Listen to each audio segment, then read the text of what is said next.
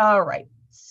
I'm just going to share this very quickly to the group just because we have a new time today. I don't have any chapstick. I always have chapstick during my lives. For some reason, my lips get really chapped when I'm talking. I don't have any here. Usually my husband has some in his drawers. Oh. Okay. Paste this in here. All right. There we go. And we already have some. Hello, Fiona. Good evening. You are one of the reasons I switched the time today to 3 p.m. Central. Oh, good. I'm so glad, Ashley. And Chanello. Oh, good. Everyone's loving the midday. Hello, Julia. Good. We'll probably keep it this way then. If it works out well for everyone, I think popular opinion on my poll that I took, it was like 83% yay and what, 17% nay. So sorry, Amanda. The yays won over the nays. She's one of the ones who wanted me to keep the evening time. So hopefully you'll be on here too. Good. And that's what kind of happened last week. I had as many live listeners as I normally do. And we'll see if the number goes up here soon since I shared it and everything. But most women were saying that they liked it because it was nap time and it was before the dinner rush. And honestly, we're getting into the colder season here in Illinois. And in the winter, when it gets dark at 4:35, I really hate being out after that. So this is going to help in the winter with going into the darkness. So I wanted to talk about making your reality a happy place. I'm going to try to get into it pretty quickly today because I have a ton of notes. A little while ago, and they all like copied wonky, like there's whole sections missing. So I'm probably going to have to just look at them off my phone. So if I'm looking at my phone, that is why. But there is no doubt about it. We are facing the saddest generation we have ever seen. Depression, anxiety, and stress are at an all-time high. When I asked this question, I asked, why are we facing the highest number of depressed moms and wives and everything in the chat or in the Gently Led Sisters group, which if you have not joined that is a public, it's a private group, but you can publicly find it. So if you search Gently Led Sisters group on Facebook, it should come up. And then if you just answer a couple questions like, are you a woman? Yes. Are you a Christian? Yes. Then you can join. When I asked this question in the Gently Led Sisters group as to why we're seeing the most depressed generation ever, I got some really good responses. So I wanted to read, and there's a lot. I don't even know if I'll get through all of them. There was a lot of comments on that post. But I'm going to read some of them. I'm going to start out by reading some of them. I can see the wisdom in a lot of them. A lot of them really said, I haven't really quite pinpointed the exact reason. And I guess there could be like a whole range of reasons why women are so unhappy and why they don't think that their reality is a happy place. So that's kind of what spurred this topic. But my heart has been burdened about this for the last couple of years. I don't think that the whole COVID scam, definitely, it did not help the situation. But now it's time for moms to really work on making a happy reality for their kids. COVID is in the past, hopefully. In fact, Biden said that it is we're no longer in a pandemic. So yay, he was probably delusional when he said it, but he said it. So officially, I don't know if it's over. I noticed on my headlines, they're still trying to push this new variant for this fall. Ooh, it's going to be scary and spooky, but whatever. It is in the past though. And so now we really need to work on making a happy reality for our kids. Kids need a happy home to grow up in. They need a peaceful place where they're going to feel safe. They need a home free from turmoil. I'm going to go over some ways to make that happen. But first, though, I want to specifically talk to the singles that might be watching, because so much of your reality hinges on who you marry and who you date, who you eventually marry. So much hinges on that. So I wanted to talk to singles for just a minute.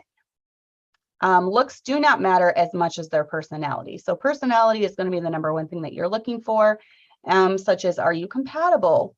Do you have things in common? Are you able to, hey, Angeli, are you able to talk to each other very well, and you meld well? And, looks will fade, but a personality is forever. Are there things that you see in your person that you're dating that really, really worry you? If so, it might just be cause for concern. So don't go into marriage thinking that you're going to change him, number one, or vice versa, thinking that you're going to change her, because we're pretty much set in our personalities by the time we're 20, 21. I know men especially tend to mature as they grow even older or closer to their 30s. We are definitely seeing a very immature generation, but hopefully if they've been raised in a Christian home, then, they're not going to be that way. So baggage will make the marriage that much harder. So just remember that when you are dating someone, you will have a lot more to work through if there is baggage, such as, and when I say baggage, I mean hurtful past relationships, maybe even children from previous marriages. Don't like calling them baggage, but it is something that you're going to have to really work through. Bringing stepchildren into a marriage is very difficult. So you do have to take that into consideration. And you won't truly know that person until you marry them, but there are some things to watch for, some red flags that I try to tell people to watch out for is, do they want to change you while dating you? Is there something about you that they really don't like and they're always nitpicking you for it and they want to change that part of you? Do they try to control everything you do in the beginning stages of your relationship, especially? They haven't earned that right to do that. And especially for a man, when it comes to a woman, they don't get that right at all until they put that ring on your finger and you make your vows to them. So how do they treat their parents? How do they interact with their parents? Are they good to their parents? Are they nasty to their parents? It's going to tell you a lot. How do they handle disagreements? Disagreements are going to come up, and that's going to tell you about, you will have disagreements after you get married, believe me. And you're going to need to be able to work through those maturely and without, temper, anger, different things like that. Do they have a temper or make you afraid? And do you feel like you always have to excuse their behavior to others? I'm sorry, he just had a bad day. He doesn't normally act this way. I don't know what got into him. If you're always excusing their behavior to others, that should make you think about it. And then, is their spiritual walk real or phony?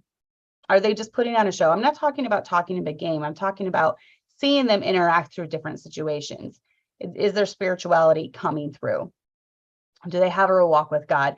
Do they have a relationship with God? Are they trying to obey the least commandments? Do they really love him with their whole heart? And then marry someone that you want your kids to be like, because chances are your kids are going to grow up to be a lot like them. So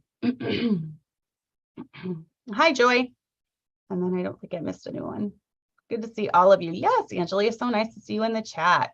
Watching live is definitely better, I feel, than watching replays, because you do get to interact with the chat, and it's nice being able to do that. So, but let's go into some of the comments that were left on my post. My voice is doing very scratchy, and I also don't have my microphone today because we were using it to record the choir song yesterday. So hopefully everyone can hear me. I'm going to try to go through these quick. I don't know if I'm going to get through all these because there was a lot of comments, but Julia said, I had 3 kids, 2 and under, and then 4 under 5. It was fun and busy, and yes, there were tough days, but we survived, and my oldest 2 are graduating today. I agree that social media is part of the problem. I had said in my original post, is social media part of this problem? I can't really figure it out. Is it just because that's what discontentment is stemming from? And she said, it's too easy to tell everyone you're having a bad day and to compare yourself with others. Another issue might be how they were raised themselves. I grew up poor. I didn't get everything my friends had, but I was happy with what we had. Going through hard times growing up, I think, helps you not expect everything to be picture perfect later in life. Good comment. And then Amber said, I know I'm not an older mom, but I've thought about this a lot too. I think a lot of it is not being content in a world where social media posts are everywhere and all the good moments are posted. It's so easy to see everyone's good moments, and I think they don't struggle just like we all do. I also think we as moms tend to put all the burdens on ourselves to handle everything. Instead of pouring out our problems and struggles to the Lord, we tend to shut down and try to bear burdens we don't have to bear alone. Another thing I think is not embracing the role we are given with all our heart. Instead of just embracing the chaos and rolling with the punches, women tend to have their heart somewhere else, like wanting to work outside the home. And that was a good comment. Very good. Hello, Cindy Marie and Rita. And then Rachel said, I'm not an older mom, but I will share my opinion if that's okay. I agree with you on the social media aspect and the constant need to share. Part of me feels like the terms depression and anxiety are overused at times. A bad day or days doesn't make a bad life. Feeling sad or down doesn't automatically mean you are depressed or have anxiety. It seems like it's being pushed like some sort of agenda. I think sometimes we get so wrapped up in our feelings in a moment, and instead of doing things to bring ourselves out of it, we sit there in it and wallow. Of course, I know that this isn't always the case, and there are moms that this doesn't apply. Like you said, there needs to be compassion. We shouldn't be ignorant or dismissive. Being a mom is hard. I rarely see videos or posts of women sharing how happy they are or how much they love their family, life, home, etc. I generally see them sharing about how hard it is to be a mom. They don't like their husbands. They don't want to get out of bed. They're tired, etc. I think we need to do a better job of sharing our gratitude and joy in the everyday things instead of focusing on the sad feelings in order to bring awareness. So I can definitely see some merit in those words as well. Ruffin, I don't know if I said her name right, Symes said, definitely agree how they're raised. Me and my husband were raised opposite. We talked a lot about it, how he was so spoiled and being firstborn, got everything he wanted. On the other side, I grew up poor. When I said poor, it's far from the definition of being poor in the US. I mean, I don't even get gifts for birthdays or Christmas from my parents, except the school Christmas party exchange gift. At the age of 11, my mom had to work abroad for us because life is hard. And that was 2 years contact since then. Growing up, I didn't actually look forward to getting married and work. Thanks that I met my husband. Now remember, she's from the Philippines, so there's a little bit of a language barrier. Thanks that I met my husband who's able to provide so I can stay at home because I don't want them to experience what I had been through. It's hard. Also, it's the contentment. I'm sorry to say this, but I just observed that most people in the US are very ungrateful, and I think that's one of the problems too. It changed my husband's view of life when he went to my country. I usually talk to my kids about how I grew up and that they're so lucky. And I agree. I think Americans are very spoiled. And I think that we take things for granted so much. So I completely agree with her comment. Joanna said, I think sometimes I just think life shouldn't be so hard. Social media can contribute. People sharing a one-sided, all good or all bad outlooks, but also just contributing to loneliness when it becomes a substitute for in-person friendships. I think that's a big thing right there. I think people they're swapping out their real life friendships for their 500 friends on Facebook. And I think there's a real danger in that. I also think our culture and media in general espouse a philosophy of personal happiness and self-fulfillment. What else is there if you don't have God? If you're not happy, fix it. If things seem wrong, change. You don't see results right away, try something else. I agree completely with that. So many options and choices, and you determine what's right for you rather than basing what is right on some absolute truth. Life will be hard. Lots of things are outside my control. God's way is right and good, however I feel about it at the moment. And then she said, preaching to myself. So very, very good comment right there. Logan said, I think it has mostly to do with social media for several reasons. Comparison is the thief of joy. Bingo. The drop from the social media high is bigger than from reality. Bingo.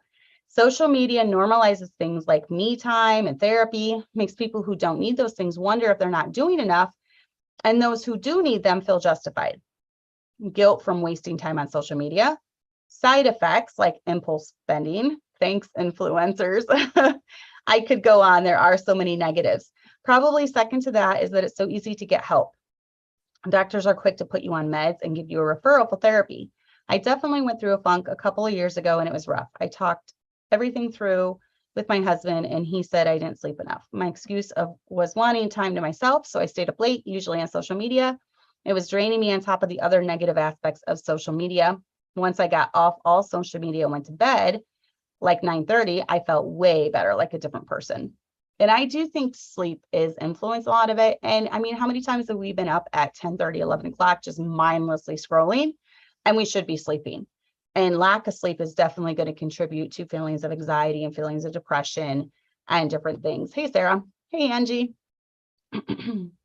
So, Candace said, I think so much has to do with the softness of our generation.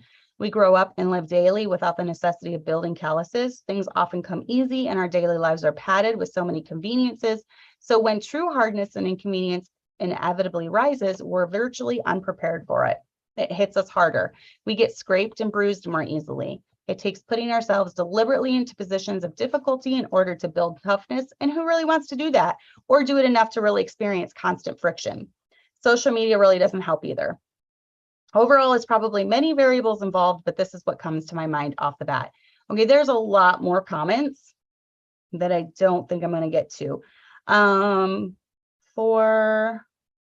Now, Mrs. Randall left one that I kind of wanted to read, though, because it has a lot of really good verses in it that I wanted to hit. Holly left a really good one. Baker left one. I'm sorry if I'm not able to read. Kirsten left a really good one. I guess you're just going to have to join the group and read the rest of the comments on this because I don't have time to get through all of these. But I did want to read Mrs. Randall's. She said, there is no new thing under the sun. Pride and selfishness fuel discontentness and depression. The love yourself gospel is not new, and it continues to wreak havoc on families through its most devout followers, mothers. Getting our eyes off of self and on the law of the Lord, striving to love him, his ways, and his presence is necessary for true joy and peace in life. And then she wrote some verses. Psalm 16:11, now show me the path of life. In thy presence is fullness of joy. At thy right hand there are pleasures forevermore. Psalms 37:11, but the meek shall inherit the earth and shall delight themselves in the abundance of peace. Psalm 119:165, great peace have they which love thy law, and nothing shall offend them. That is a great verse. Proverbs 3:1-2, my son, forget not my law, but let thine heart keep my commandments. For length of days and long life and peace shall they add to thee. Galatians 5:22-23, but the fruit of the Spirit is love, joy, peace, long-suffering, gentleness, goodness, faith, meekness, temperance. Against such there is no law. And then Philippians 4:6-7. Be careful for nothing, but in everything by prayer and supplication with thanksgiving, let your requests be made known unto God. And the peace of God, which passeth all understanding, shall keep your hearts and minds through Christ Jesus. Beth left a really good comment. Jessica left a really good comment. Bethany left a really good comment. April left a really good comment. Oh, and yeah, they're just way too long to read, but they did leave some really good comments about why they thought that this was such an unhappy generation. So like I said, join that group if you want to read the rest of it. I could probably end it right there after reading all those, but I wanted to specifically talk about ways to take a not so good life, if you're experiencing that, and make your reality happy, because I think so much of this comes down to mindset and just determining in our hearts that just because we have some bad circumstances and some bad situations, we're not going to allow it to make us believe the lie that we have a bad life. We will all go through hard times, yet some come out of those hard times not even smelling like the smoke of the fire that they went through, and others come out permanently scarred. So what's the difference? Let's go over some ways to make your reality a happy place. Hello, Joyce. Yes, I do love the Randall singing on my music channel as well. It is very nice. They sing very well together. And it's funny thing about families is that most families do sing really well together. If they're singers, they sing really well together. Their voices just blend well naturally. So, but I would say starting off, realize that the grass is not greener on the other side of the fence. And when I'm saying this, I'm specifically talking about women who leave one bad relationship and go into another bad relationship. So when it comes specifically to marriage, be very careful who you're going to marry. Like I said, you truly don't know someone until you marry them, but there are things that you can watch for and be aware of, like I said at the beginning. But when you're in times of hard times, when you're in hard times, remember your vows. Those vows are there for those times. The vows aren't really there for the good times and on the mountaintop times. The vows are there for the in the valley times. The vows are there through sickness. Yes, everyone loves the health part, but you've got the sickness part too. And I've seen many people in my own life exemplify this when it comes to their spouse has cancer. By the end of the journey, the spouse is just so, their body is just so beaten down from the cancer, and their spouse stayed with them through that entire time, holding their hand, cheering them on. And then even when they died and went to heaven, they were right there by their side. So those vows are there for the tough times. God can work miracles in your relationship with your spouse. Remember that when you vow to them, a vow is something that God takes very, very seriously. And if you look it up in the Bible, he talks very negatively about those who break their vows. So when you're doing a vow before God and before man, which is why weddings need to be public, you don't go into a dark room with just you and that person and then, exchange your vows in front of no one. No, it's a very public thing because you're supposed to be taking those very seriously. And this is another reason too that we believe in getting a marriage license from the government, because when you get that license and then you go forward with that wedding, it is very law binding. Your name is changed. You get that social security card, women with that new name on it. It's very binding. And you're going to have to go through a lot more to separate or divorce that person than if you just did a wedding with just you two and exchanged some vows and said, okay, we're married. We don't agree with that at all. We agree with going through the proper channels. And that would be government. We believe in doing something that is binding. Yes, you are. You are legally and spiritually bound.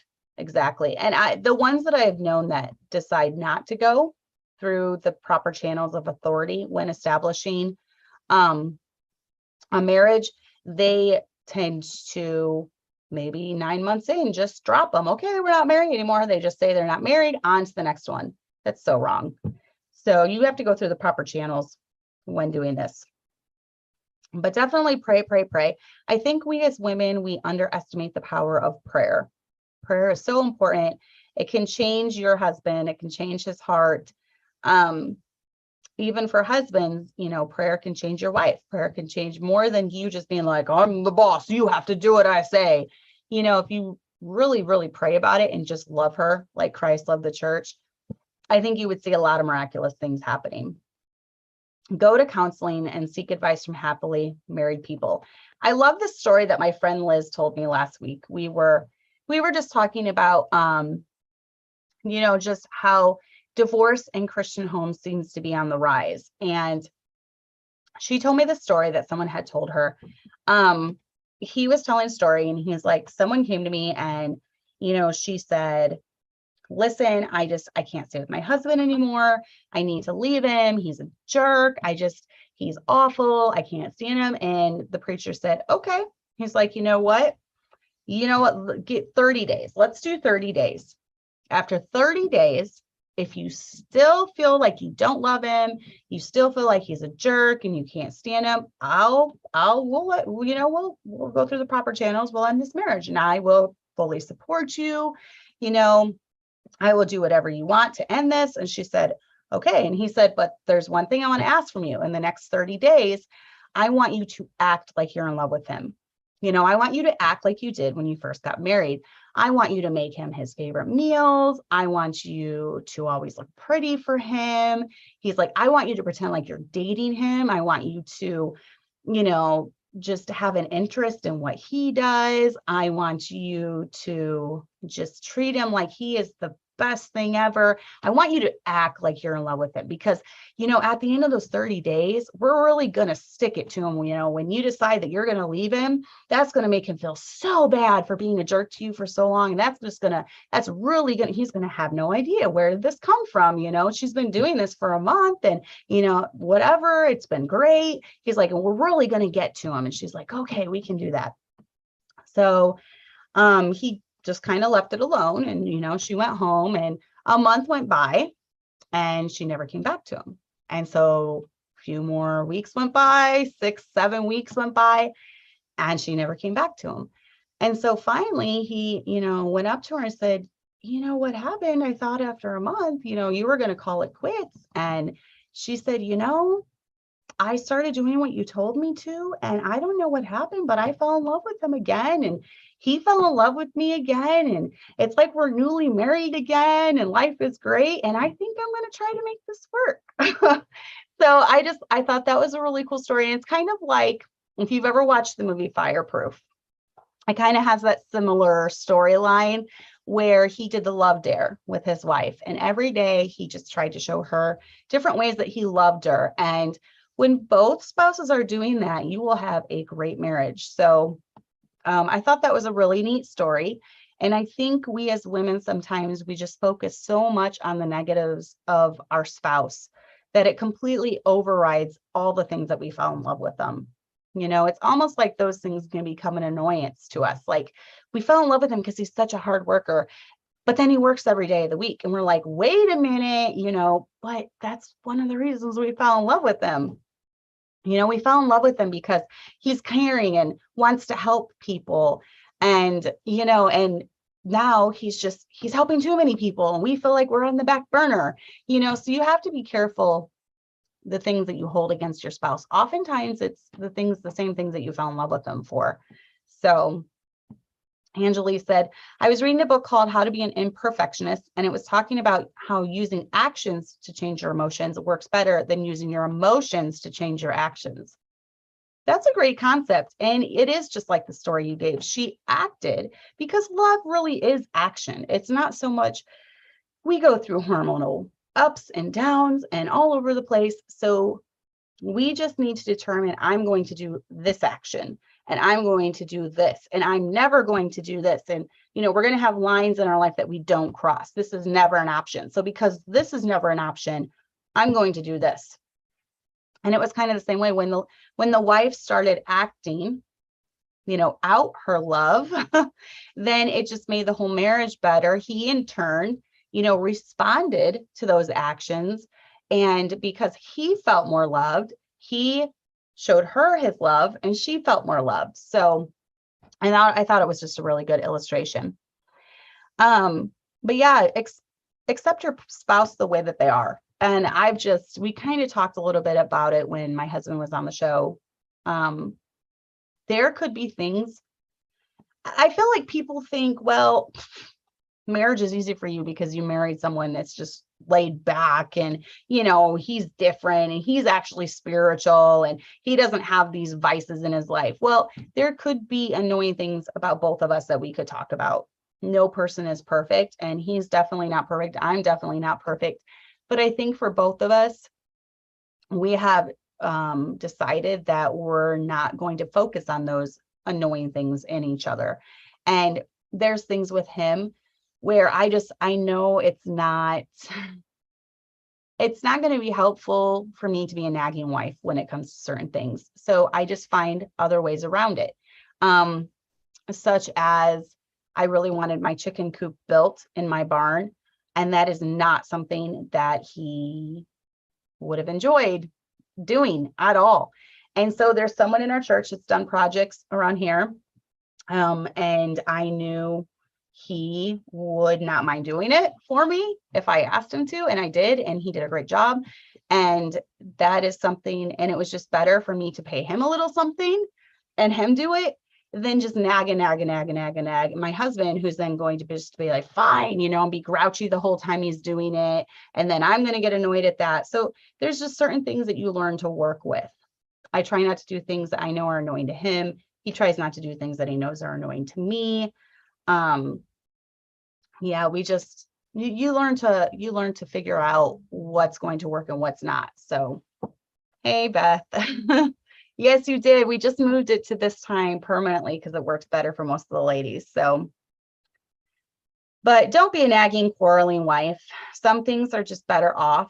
For me personally, this might not work with you. Maybe your husband doesn't want you to do this. My husband does not care. If there's a little house project that I can do, I do it.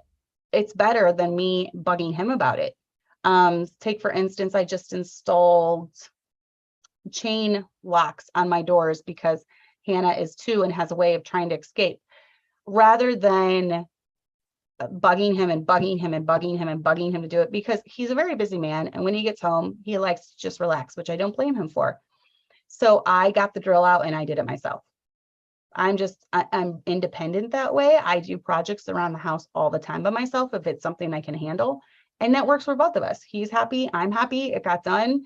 And I mean, I'm a stay-at-home mom. I'm super busy, yes, also teaching piano, but I'm able to work it in my schedule. If I'm able to do it, if I'm capable of doing it, I'll do it, and then just save that. You under ask. Well, I don't even really ask for much. And that's why I would just rather do it myself or ask someone else to do it. So it works for my marriage. Something else might be different for yours, So, hey, Nicole. But yeah, don't be a nagging, quarreling wife. Pick your battles. There are going to be some things that, are non-negotiables. And you could just say, no, this is a non-negotiable for me, and there will be some for him too, and find out what those are. Don't make your home into a war zone. I can't stress this enough. Your kids, it is going to shape them.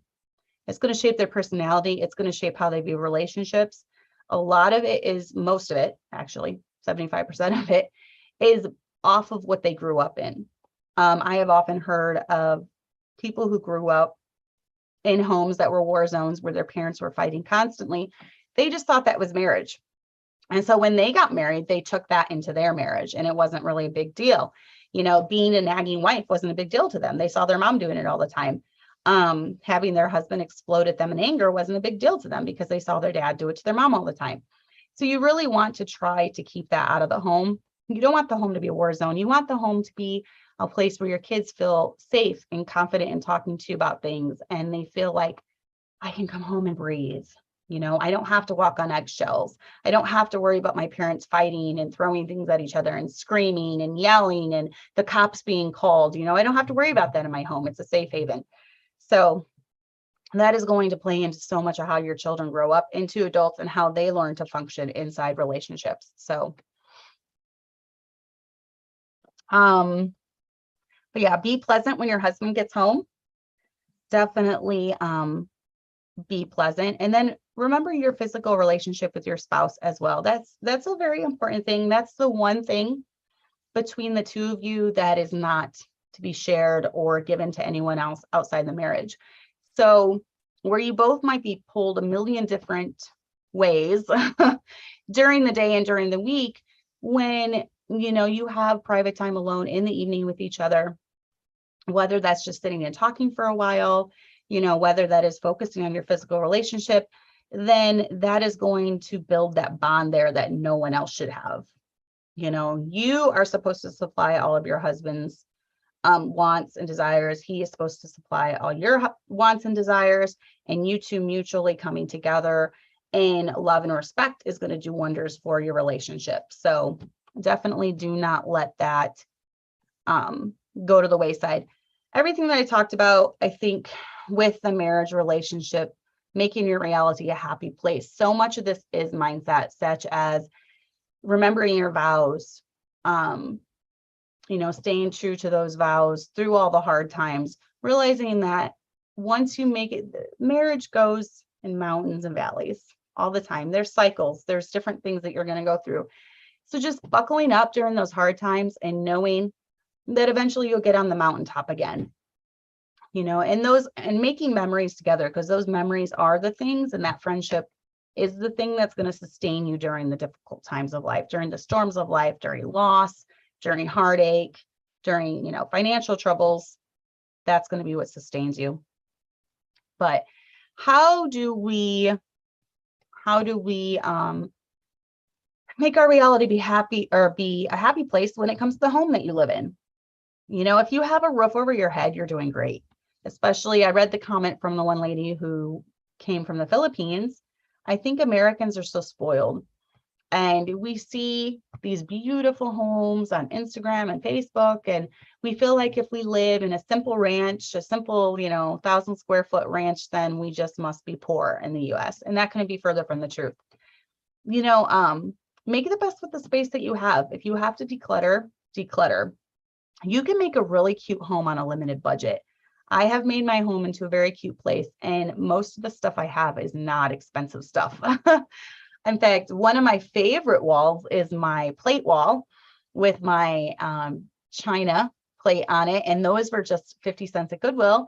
And then I took Gorilla Glue and glued a big, large paper clip on the back and hung them. So, and then I have pictures from my one picture that was painted that says "We decided on forever." That was painted by Kelly, my friend who died. And then I have another picture that was made by my best friend, Erica. It's like Scrabble tiles, and it has all our names and the words family and love and all this stuff in it. That's like my favorite wall of the house. And that was either gifts given or just cheap china plates from, Goodwill. So that's one of my favorite walls. You can really do a lot with a bucket of paint that you can get for 20 bucks. And that just freshens up the room so much. And you can really do a lot with the space that you've been given. I would say really focus on making a clean home, a pleasant home, one that is tidy and one that is comforting to be in. For me personally, I can't live in a messy home. I can't live in a dirty home. So for me, making sure that the house is picked up, clean, where someone can walk in and I'm not mortified. Basically, that is kind of my goal. And I'm kind of passing that on my daughters, maybe a little too much, because I feel like some of them can be a little perfectionistic when it comes to this stuff. But I do want them to provide a tidy home for their husbands too when they eventually get married. So don't let the clutter take over. I find I can't relax in a home where there's just clutter in every corner. There's garbage here, there's garbage there, there's weird smells coming from who knows where. I'm very picky about smells. So if I smell a weird smell, like right now, I know we have a dead mouse in the wall somewhere and it's driving me nuts. We live in the country. That happens quite often. So when that happens, I diffuse natural smells into the air. I get a smell pot is what I call it. You fill it with water, orange slices, and all basically the spices that are in pumpkin pie. So like cloves, nutmeg, allspice, cinnamon, vanilla, and you just let that simmer. And it releases a super good smell into the air that's very comforting. Husbands like coming home to that. The home will seem more peaceful. The home will, even smells evoke like feelings. And I mean, think of it when you smell pine. For me here in Illinois, it reminds me of Christmas. You smell that pine smell. And then when you smell like a clean laundry smell, all those smells invoke different things. If you're a kid from the 90s, the smell of cucumber melon. I was just talking about this with Sarah. I love the smell of cucumber melon. It reminds me of when I was a teenager growing up. And I would still wear it every day. The cucumber melon smell from Bath and Body Works.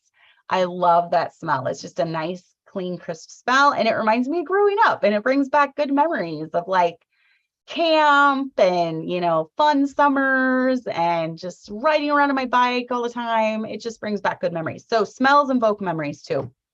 But, making your home a happy place definitely does have to do a lot with cleanliness and just the atmosphere of the home. Try to keep we're all going to have bad days. Okay. I'm not saying if you have a bad day, you're a horrible person, because we have bad days too.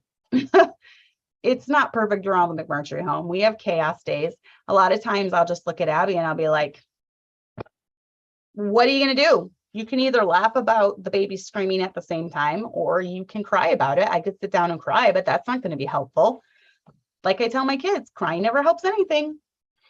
So you just buck it up and you try to do what you can to distract. I've found with toddlers or babies, take them outside or give them a bath. If they're just having a horrible, horrible day, and that solves everything. Take them outside, let them run around, or give them a bath. So outside or water, basically, will help solve a lot of problems. If they have growing pains, Epsom salt bath.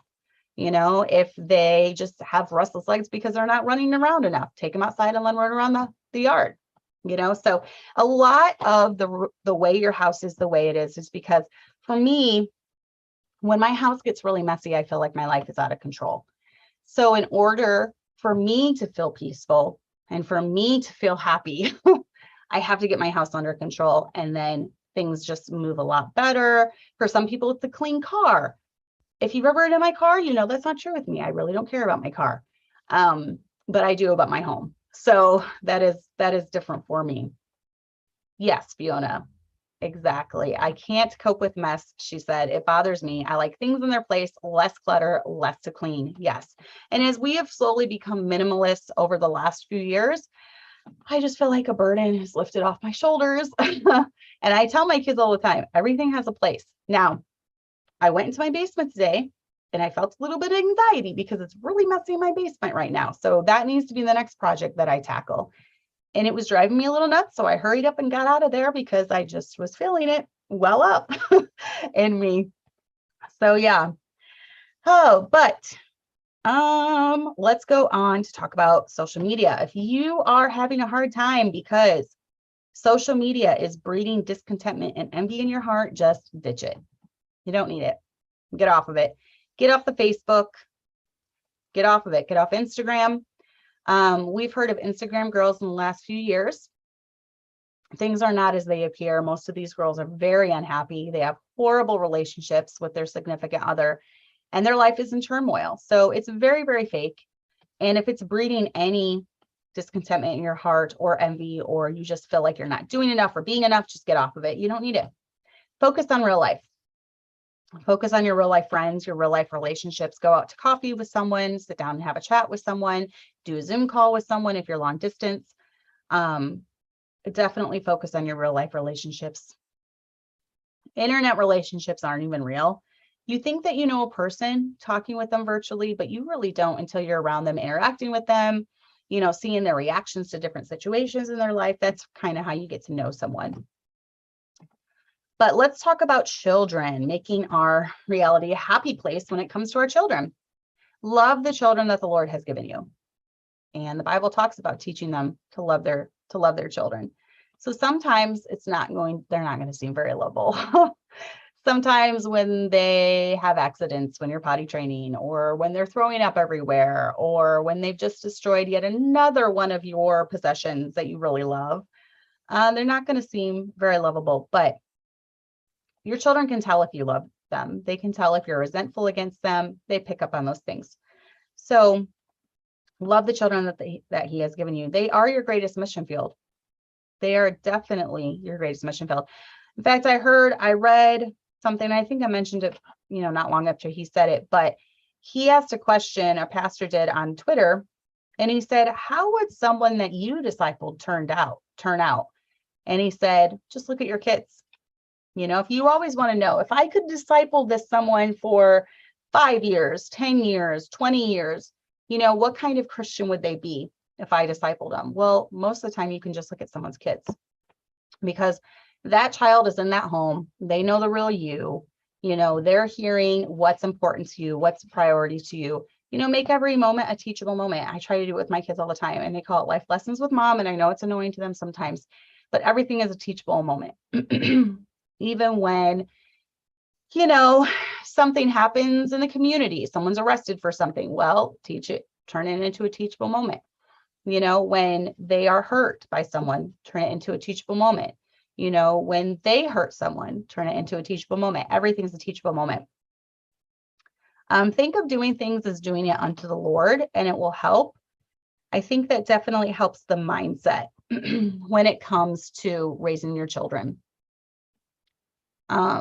Take it one day at a time when you have littles. You really have to do this. It can be very overwhelming thinking, my life is going to be like this for the next 5 years until they're able to take themselves to the toilet all by themselves. It's very overwhelming. But the truth of the matter is, as a mom, you're always going to go through seasons. You might get past the potty training, but then you have to teach them to read. And then you get past the reading, but then you have to teach fractions. And then you get past the fractions, and then you're teaching geometry. And then you get past that, and you're teaching them how to drive. And then you get past that, and you're into the whole world of dating and relationships and helping them navigate that. So there's always going to be something as a mom.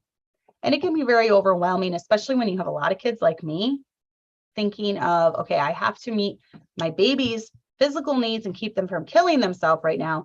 But I also need to meet my adult children's mental and emotional needs by being available to talk to them at 11 at night or midnight or 12:30 or whenever they can talk, I got to be there too. So it can be extremely, I'm probably in the most exhausting season of my life. And I thought I was when I had 3 kids, 3 and under, but it's a different kind of exhaustion, because when you have 3 kids, 3 and under, you're physically exhausted because they wear you out, because like I said, you're just trying to keep them from killing, and you're dealing with fits and all that, and you're not sleeping very well because you're pregnant and you're nursing, whatever. But when you have kids on all ages, you are not only physically exhausted, you are mentally, because they don't have to listen to your advice when they're 21, 19, 18, 17. They don't have to listen to you. And so that's where your influence comes in. So it can be pretty exhausting. So just take it one day at a time. That's what I'm even trying to do now. And then never talk about them being a burden in front of them. They pick it up. They really do pick it up. So I've always tried to, I remember one time when I was little and someone complimented me, like, oh, Cassie, I went by Cassie when I was younger. Cassie's such a great student. And one of my parents, I can't remember which one of them, said, oh, but she has her moments. And I just remember being like really deflated, because like I felt so proud, and I felt so good after someone complimented something that I worked hard on. I think it was like a school teacher or something when I was in school at that time. And then I just felt deflated because it was pointed out that I have all these bad areas too. So try to, in private, that's one thing. When they're not around, I've acknowledged that I have a couple difficult, strong-willed children. That's fine. But when you're in front of them to others, try to talk them up more than putting them down, more than just pointing out your faults. Because how would you like it if someone did that to you? If someone told your kid, oh, you have such a great mom, and your kid was just like, yeah, but you know what she did yesterday? So that would be very discouraging, and you wouldn't want your kid doing it about you. So try not to do it about your kids. It's okay to be pleased with your kids. It's okay to talk about how they make you happy. Don't let jealous or envious people steal your joy. And I've seen this quite a bit. It's almost like if I'm proud of my kids, which I am proud of my kids, and I'm proud of who my kids are turning out and like the adults that my kids are turning into. I can't even talk about it because people take that as bragging or just, I don't know, being haughty about it. And I don't think that's any parent's intention, but as parents, you know how it is when your kid does something that makes you proud, you want to tell people about it. And if you have a true friend, they're going to be happy and they're going to rejoice with you. It's only the phony friends that will say, well, you're just being, you're just bragging about it. And you shouldn't be that way. It's okay. It's okay to, brag about your kids a little bit. They are unique individuals, and it makes them feel good too when you acknowledge the good areas in their life. It makes them feel good when they know that they've made their parents proud. And it's okay to let other people know that you like your kids and you're proud of them and you love the things that they're doing. And that will encourage them. Think of how it makes you feel even now as an adult when your parents say that they're proud of you. It makes you feel good. It's okay to be proud of your kids and what they're doing. But at the same time, don't compare your kids with someone else's. And I mean, every family has their strengths and weaknesses. So we can always find something wrong in someone else. And that's why it's best to follow the leading of the Holy Spirit and do what's right for our kids and our family, not someone else's. So let's say I see some well-behaved kid and my kid is acting up. And I'm like, you know what? Little Johnny over there, he is so much better than you. That's what I'm talking about, comparing. Don't put your kids down while you're comparing them. Why can't you act like that? Why can't you be like them? Well, you know what? Little Johnny has his faults too. So everyone has faults. Everyone has weaknesses. I have found I'm doing something with Kelly right now. That's really, really working. And I'm noticing with different kids, they all have different methods that work for them. And Sarah, you actually gave me this idea with maybe it's a sticker chart for potty training. Kelly has been horrible again with sleeping. She gets up multiple times a night. She comes into my bed and she's almost 4. So this is just ridiculous. And I was thinking, she doesn't do as well with what I call negative. Like, oh yes, I could spank her every time she got up in the middle of the night. Well, that's horrible. Then, she's crying, waking up the rest of the house. So it came to me one morning after Sarah had been talking about the sticker chart. I was like, that's what I need to do. I'm going to do a sticker chart for Kelly every time she sleeps through the night. So I went to Dollar Tree and I got gummy snacks and I got princess stickers, and we made up a chart and it says Kelly sleeping chart. And anytime she sleeps through the night without getting out of her bed, she gets to put a sticker up and she gets a gummy snack. And do you know, it has been 4 or 5 nights in a row now she's not gotten up one time. And even when Hannah woke her up from screaming, because Hannah, the sticker chart's not going to work with Hannah yet. She's not old enough to understand that. Even when Hannah woke her up, she stayed in her bed and fell back asleep. So I found that sometimes positive reinforcement like that works better than the negative reinforcement. And Kelly's smart. She's old enough to understand that. So now, yesterday at church, my husband is like, you know what? So he's seeing how the sticker chart's working for sleeping through the night. He was like, tell her that if she sits through church good, she'll get an extra sticker. So now it's just become like the sticker chart for all good behavior, I guess, because I told her yesterday, I said, if you sit through church and I don't have to take you out to spank you, because I do almost every service, it seems like, I was like, then you can get an extra sticker. And sure enough, she sat through church both times and she got extra stickers. So I don't know, sometimes, things like that work, and you can readjust to try to find, if you're just banging your head against the wall and why is my kid throwing so many temper tantrums? This is driving me crazy. I can't keep doing this. Think of different methods, and that's why as a community of moms, it's good to be around other moms that give you ideas like this, because I might not have thought of the whole sticker chart thing had Sarah not been doing it with Mavis. So, so thank you, Sarah, for that. Because Kelly has slept through the night now for 4 or 5 nights. So sometimes kids just need positive reinforcement rather than the negative all the time. And sometimes they would rather have a sticker over a spanking, and if that works for them, then go for it. It works for them. Different methods work for different kids. So there are so many other things I can go into. I'm going to try to wrap this up pretty quickly, though. Yes, I agree. They're talking about teens in the chat. I love my teenagers. I find that I'm not really experiencing like this terrible teenage years that everyone talks about, because I do feel like if you do a good job getting their hearts, that's the number one thing, getting their heart when they're younger. When you have teenagers, it's your time to enjoy them. And they do get more enjoyable the older they get. So, they start becoming your friends. Even more than just your kids, they're your friends, and they're fun to hang out with. They're fun to talk to. Most of my favorite people are right in my own home. So it's fun to go things with them and do things with them. And yes, I agree, Ashley. She said, I heard a mom say, praise your kids 10 times more than you correct. It seems like positive things are great. And I definitely seen that. I think a couple of my kids, their love language is words of affirmation. And that is really, really, really important to them. So if I praise them for a job well done, oftentimes that seems to make more of an impact than if they get a punishment for a job not done, if that makes sense. So positive reinforcement definitely does. There are times for physical correction, but I do think that sometimes moms and dads, especially when they have no background in being raised in a Christian home, can be so militant with the physical training that they lose sight of why we're even doing the physical training in the first place.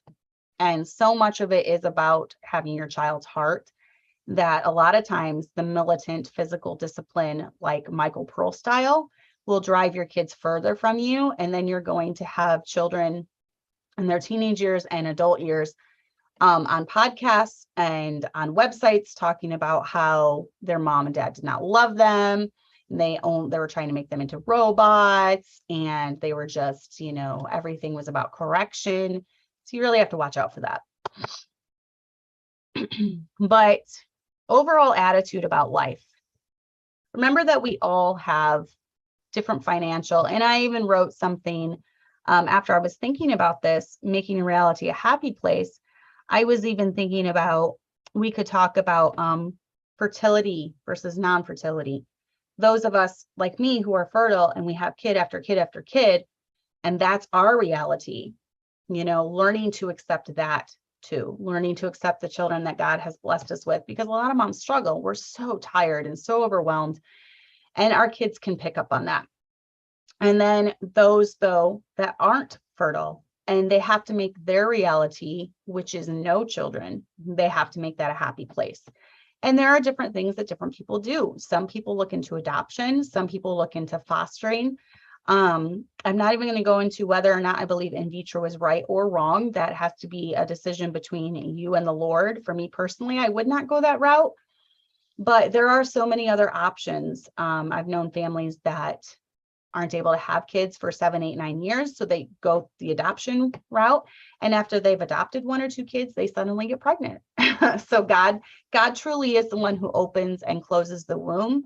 And we can decide to fight against that, or we can decide to embrace that, embrace the chaos if we have kid after kid after kid, and then just thank him for the blessings that we do have, that we're able to be fertile when there are women who are really struggling and can't conceive. So, and, people from different camps can have different thoughts about it. I will truly never know what it's like not to be able to conceive, because I have conceived 10 times, and I have 8 living children.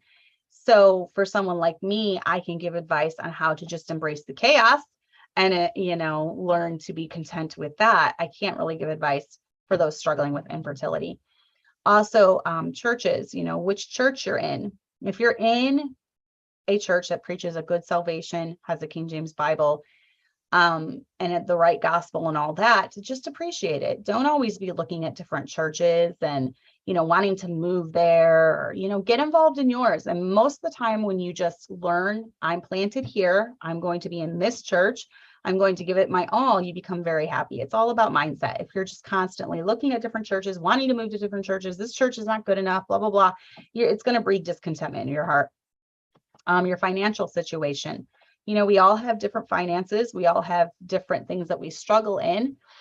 I would say, to me, make your reality happy. If you are in debt, definitely do something to fix it. Try to get out of debt, have a budget. We've talked about all that before. When you get to the place that you're out of debt, just live within your means.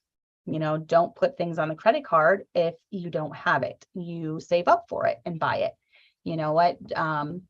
It'll make that so much better when you actually go and you buy that washer with cash, or you go and you buy that car with cash, or whatever it is. So we all have different financial situations. For me, we've always struggled with money, because from 9 months after we got married, we had children and we just kept having children. And so we have a very large family. In fact, I told my son last week, he kind of wanted me to cancel piano lessons to go do something with him. And I told him, I said, listen, we still have, 7 kids at home right now that we're trying to raise. So I need to keep doing what I can do to contribute to that. So I'm sorry, we'll be there in the evening, but, we're doing this, and, that's just how life is right now. We're still in the midst of raising all these kids. So looks, making your reality a happy place with looks, and just accept who you were. And accept the way God made you, accept your body build, accept the color of your eyes, accept how your hair is, accept whatever physical flaw you think you might have, and realize that however you downplay yourself, your girls are going to pick up on that.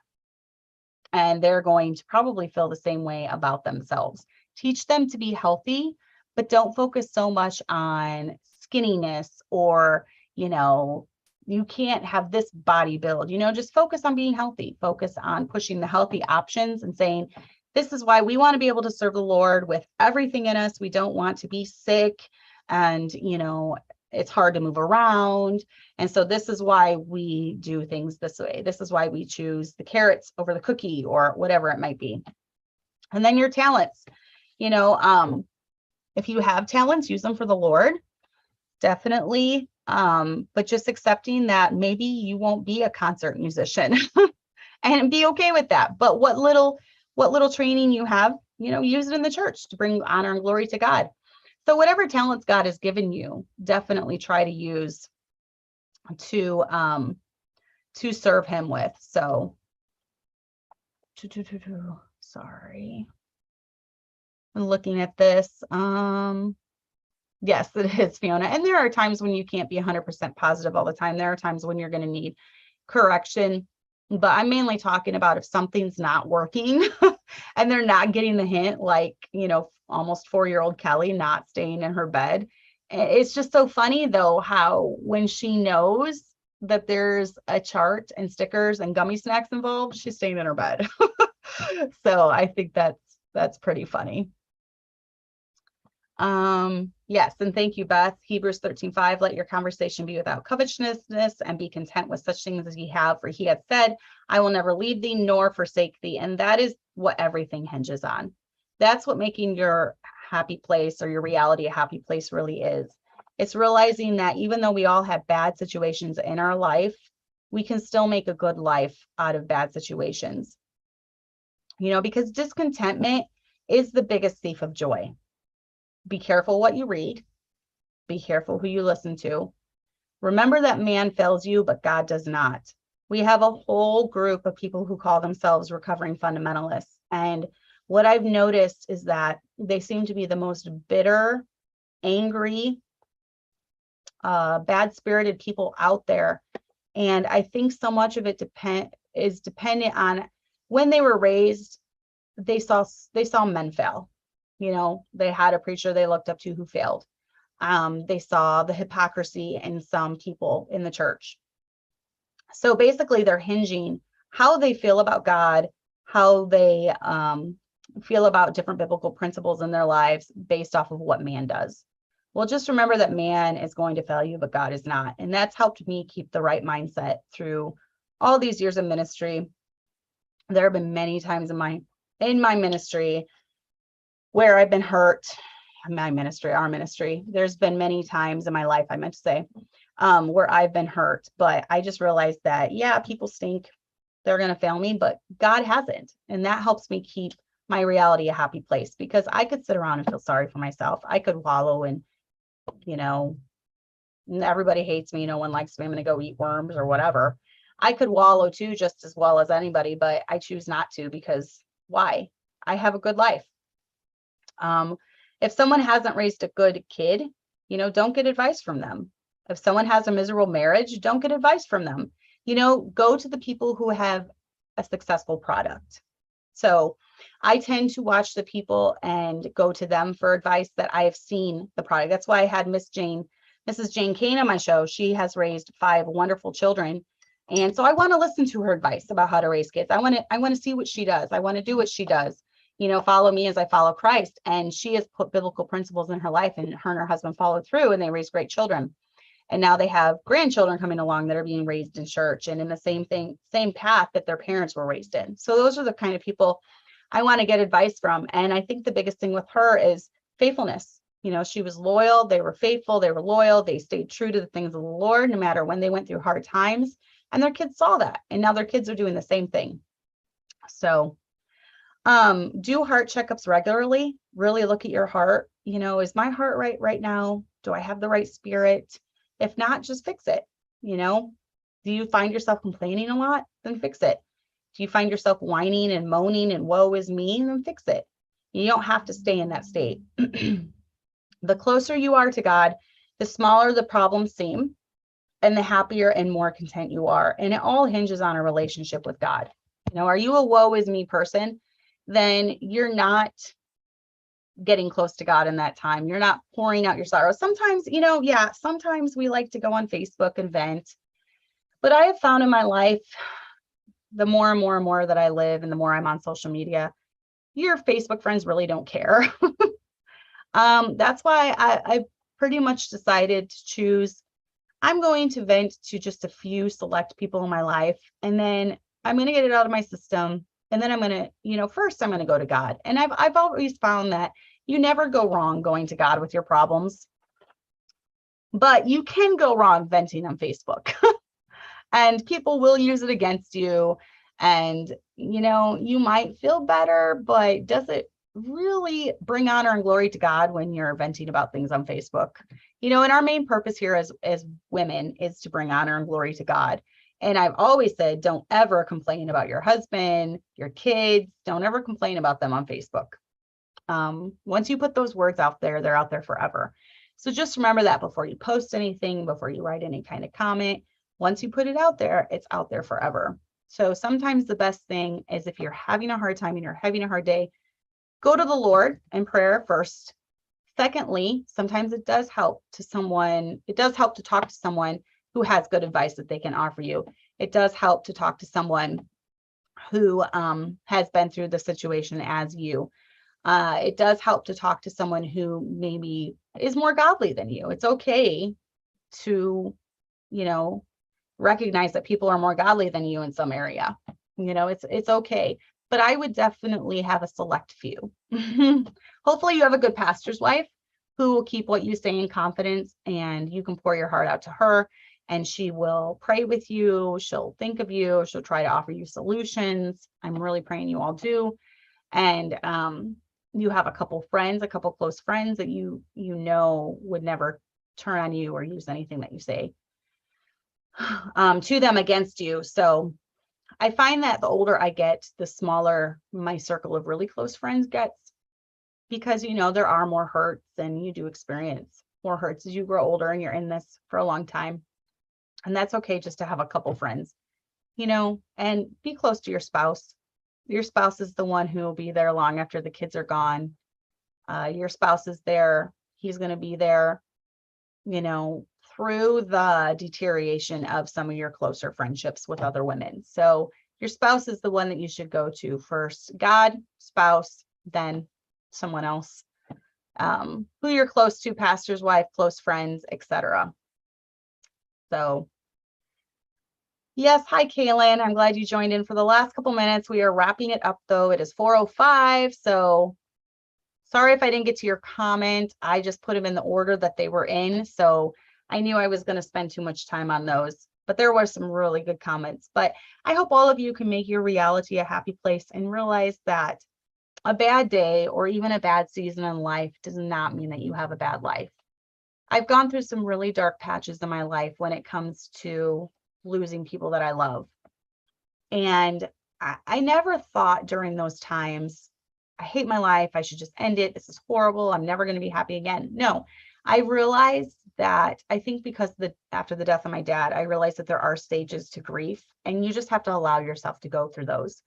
And there can be different stages of grief when it comes to not just the loss of someone through death, but maybe the loss of relationships or the loss of dreams, and as far as something that you thought was going to happen doesn't. And you have to mourn that, and that's okay. There are, like Solomon said, there's a time to do all these different things, a time to mourn, and a time to, laugh, and a time to dance, and a time, there's all these different times. And he realized that. And so it's okay to allow yourself to grieve, stop, pause, grieve a little bit. But then, are you going to stay in that for the rest of your life? Are you going to decide that you have a horrible life and a horrible existence and be miserable all the time? Or are you going to pull yourself up and you're going to, first of all, look outside of yourself and look around at your children and your husband and your church and all your friends and think, I need to be happy because it's going to impact those that are in my life. If you're miserable, it will impact your kids. If you're miserable, it will impact your marriage. So do whatever you can to make your reality a happy place. It is about mindset. It is about getting into the scripture and getting close to God and following him and loving him. And hopefully there are some tips in here. If you guys have any more, leave them down below. Comment on it, like it, share it, all that good stuff. And I hope you all have a great week. I will try to get a guest on here soon. Life was busy last week, so I wasn't able to reach out to anyone about being on, but I will definitely try to in the next couple weeks. So